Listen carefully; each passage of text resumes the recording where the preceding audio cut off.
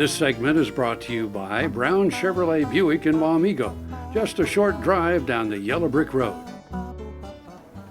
Welcome back to Around Kansas. I'm Deb Goodrich. I'm Frank Chafin. With me is my handsome co-host, Frank Chafin.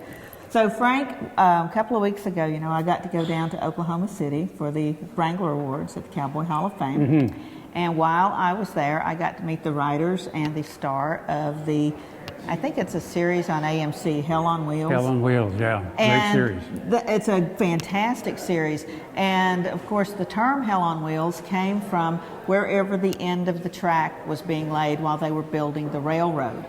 So Hell on Wheels moved, literally, as the railroad moved west. But so many of those sites were in Kansas, of course, as they were building the railroad. And, after the Civil War was over and the railroad just takes over, it's the center of the news, it's the heart of the nation, it's everything. Well, and the series is going to start up again here, I believe, this summer. So yes. Look for it. It is a fantastic series. Of course, there's a lot of drama, but there is a lot of true history in the show. So. And I was visiting with Julie O'Brien, who's one of the writers, and she was talking about that, just taking the most dramatic events from history and how they use those in the show. And of course you take literary license, but it's just fantastic. So I want to share with you our own Hell on Wheels in Kansas.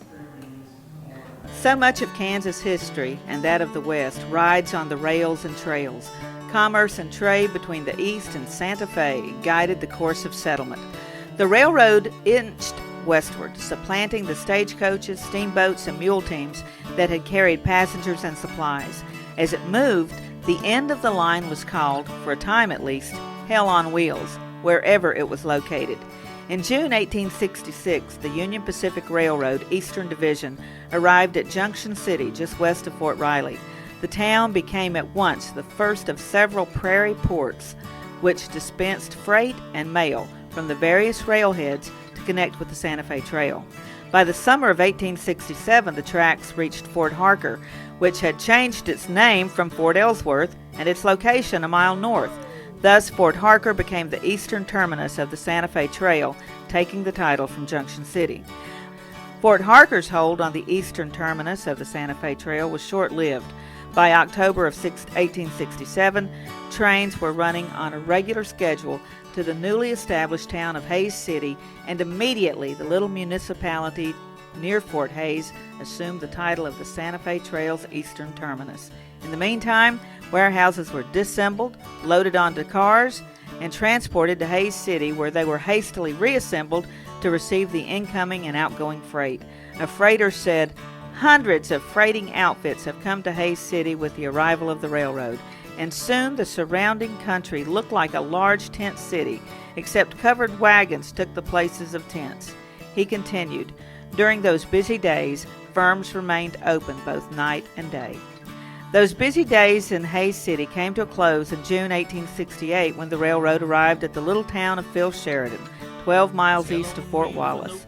The end of the tracks town, located on the edge of a ravine, became at once the home of the ever-present commission houses, where their warehouses were quickly reassembled and business was continued within a matter of days.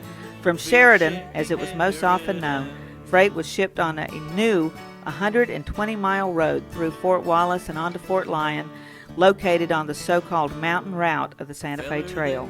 Sheridan took on the appearance of its predecessors, Ellsworth and Hays City. Said our young freighter, in many ways, Sheridan was like Hays City. It had much the same Main Street, much of the same saloons and dance halls and houses of prostitution. During this period, the laying of tracks ceased because of financial troubles. Consequently, the railhead remained at Sheridan until 1869.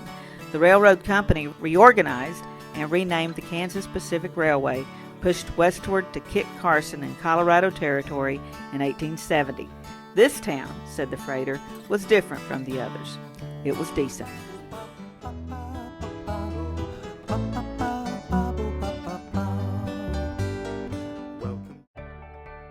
I'm Dr. Frank Lyons, a physician here at Kansas Regenerative Medicine Center. As one of the only standalone stem cell centers in the U.S., we use your stem cells as therapy for arthritis and some autoimmune diseases. I'm Dr. Andrew Poe, here at Kansas Regenerative Medicine Center.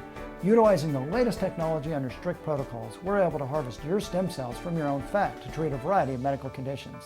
The best part about it is, it's a same-day surgical procedure and requires no general anesthesia.